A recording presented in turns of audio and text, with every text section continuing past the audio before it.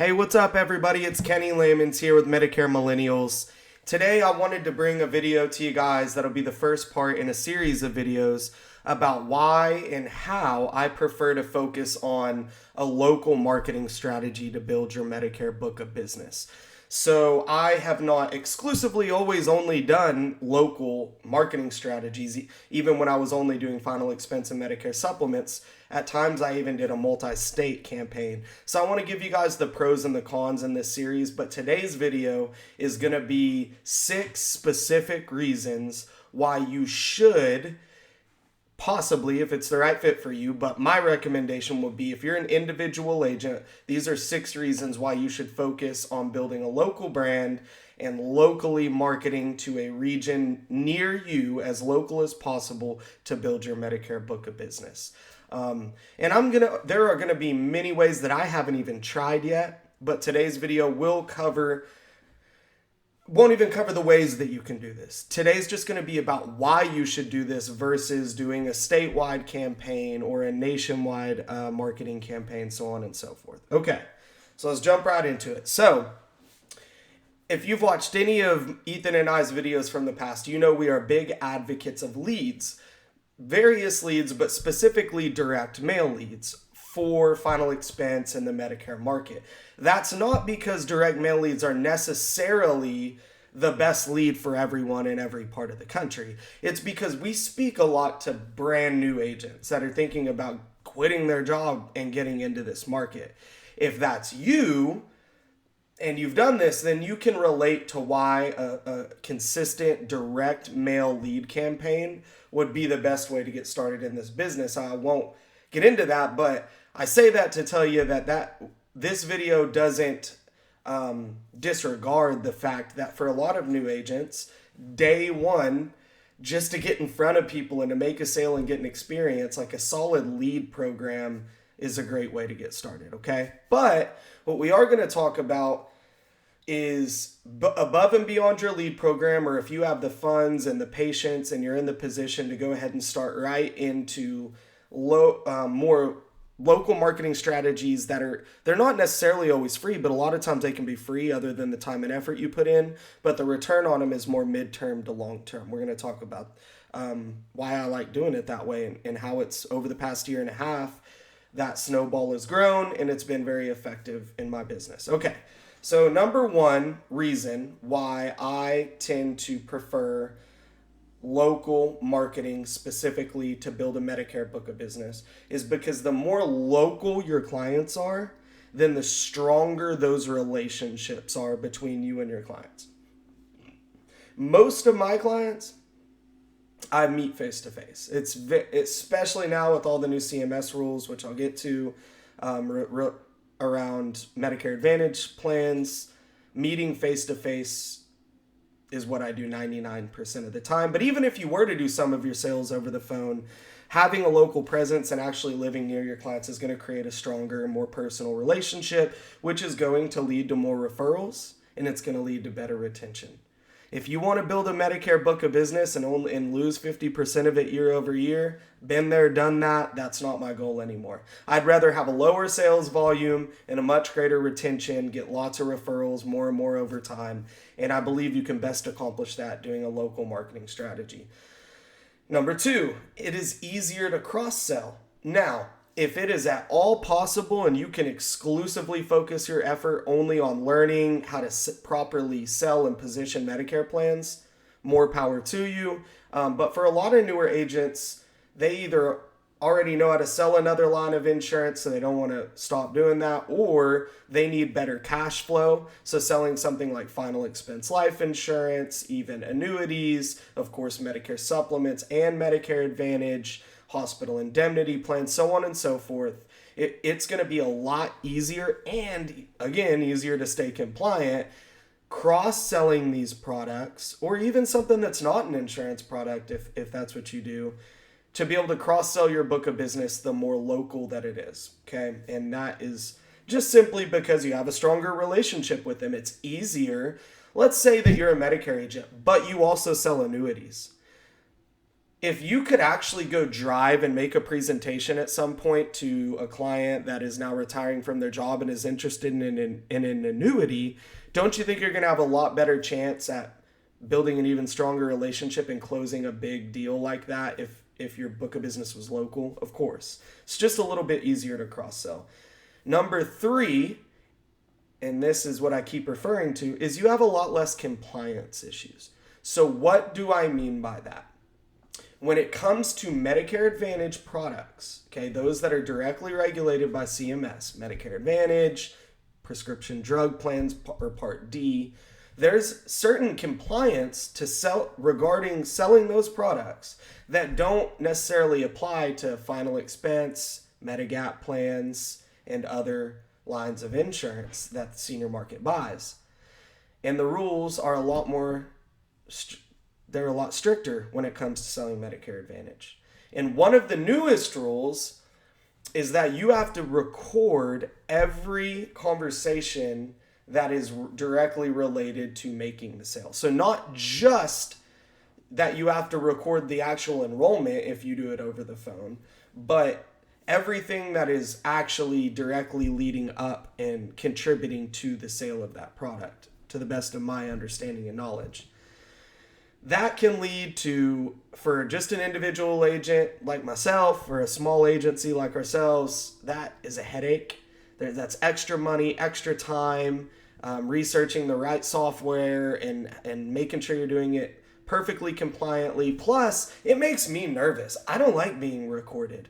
Well, that's funny. I'm sitting here recording a YouTube video, but I'm doing this on the fly. I don't have a script that I have to follow, verbatim.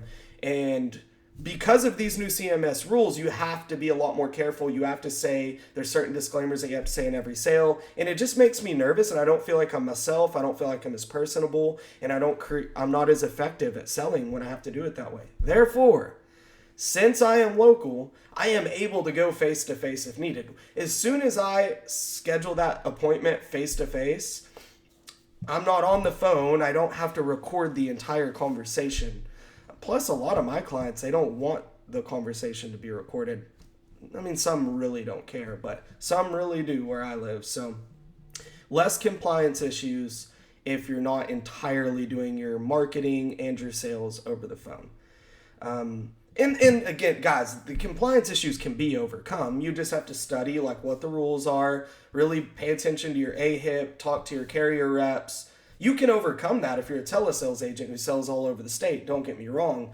But I prefer not to have to fiddle with as little of that as possible. And then number 4 is you're less dependent on third-party marketing. So leads are awesome. You want 1 or 2 consistent lead sources, especially to get you started, such as a direct mail campaign, maybe even a Facebook lead campaign, virtual telemarketer campaign, so on and so forth. That's great. However, over time, wouldn't it be nice to know not only do you not have to dish that money out to that third-party lead source, but if they have an issue, if they have a delay, if they have an internal dilemma where they're going to be behind on delivering the product that you're used to purchasing from them, you are dependent exclusively on them for your flow of business. And so the more and more you can build local marketing strategies, the more involved you are personally, or you and your staff are involved in generating your leads, and the less dependent you are on a third party. Number 5 is over time you're creating brand awareness, okay? So this can be like if you actually have a brick and mortar and, it's the Smith Family Insurance, over time you're building that brand. Or it could just be that you work out of your home and you don't really push a brand per se, but just your name, Kenny Lamons, gets out there in the community.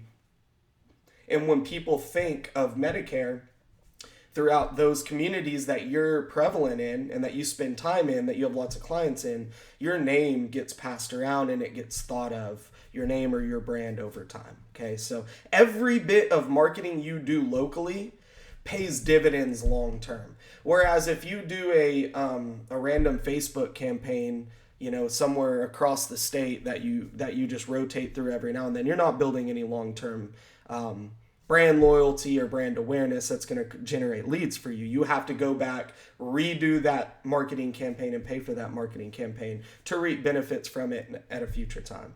And then number 6, the one that I wanted to end on, is I believe that if you position yourself locally, I guess I've clarified this before, but let me just say, when I say locally, I mean it could mean just the city you live in. If your city is big enough and you like working that direct area, it could just be that. If you live more rurally, it could be like your county and maybe 2 or 3 or 4 counties surrounding that. So locally doesn't have to mean actually the exact zip code that you live in. It just means within a smaller geographical region. I believe when you position yourself in that way, that you have less competition. There are a lot of other business owners, which I'm going to talk about when it comes to what are the best ways to market yourself locally. There's a lot of other business owners and even insurance agents that do not sell Medicare. They never will. They have no desire to. And there's not a Medicare agent that's known on every corner. So therefore, you're going to be able to build those relationships, get referrals from other business owners. You're going to be able to stand out to your clients. You know what they'll often tell me when I go sit down with somebody is, you're the only, of all the calls that I've gotten coming up on turning 65, of all the mail that I've gotten, of all the emails, of all the marketing, you were the only one that had actually said and showed that you were a local agent. That's why I called you. And again, there'll be videos where I go into this in more detail, but a lot of the marketing I do includes pictures of me and my family. And it expressly says, I proudly serve these counties in this area. And so people can look at that picture and they can see those words and they can make a decision on, and I'll even put things like shop local, make sure you're spending your money locally. That appeals to a lot of people, especially the baby boomer generation. They believe in that when possible. So there's a lot of pros to, in the mid to long term, putting a lot of effort and focus on building a local brand and a local marketing strategy, and you're going to have a lot of success doing that. So today was just an introduction to that. I hope that gave you some valid reasons on why it's so great. I'll do again, here's a few of the videos I plan to do about local marketing. What are the best ways that I've done, like what worked and what didn't work locally? How do you go about doing this? Is it about doctor's offices? Is it about referral partners? Is it about kiosks? Is it what specifically has worked for me and what hasn't? And I'll also do some videos about going into detail about mailing out personalized postcards to people that are turning 65. And I'd also like to do some videos playing devil's advocate about what if you didn't do a local marketing strategy and you did sell statewide or a group of states or nationwide, what might that look like? What are the pros to that versus doing it locally? Anyway, thanks for tuning in today. If you'll notice, we've made a lot of changes. We really are not going to be focused on recruiting agents this year. We would still love to be able to offer coaching. So we are selling coaching strategies as well as just some of our basic scripts and material that we use in every home to be effective at selling. That's available in our stand store that will be in the description of every video. And if you do book a consultation with us, we can explore different ways that we might be able to work together that's advantageous for both of us. But for sure, our focus this year is not to be recruiters. In fact, if you have an FMO you're thinking about working with, I'd be happy.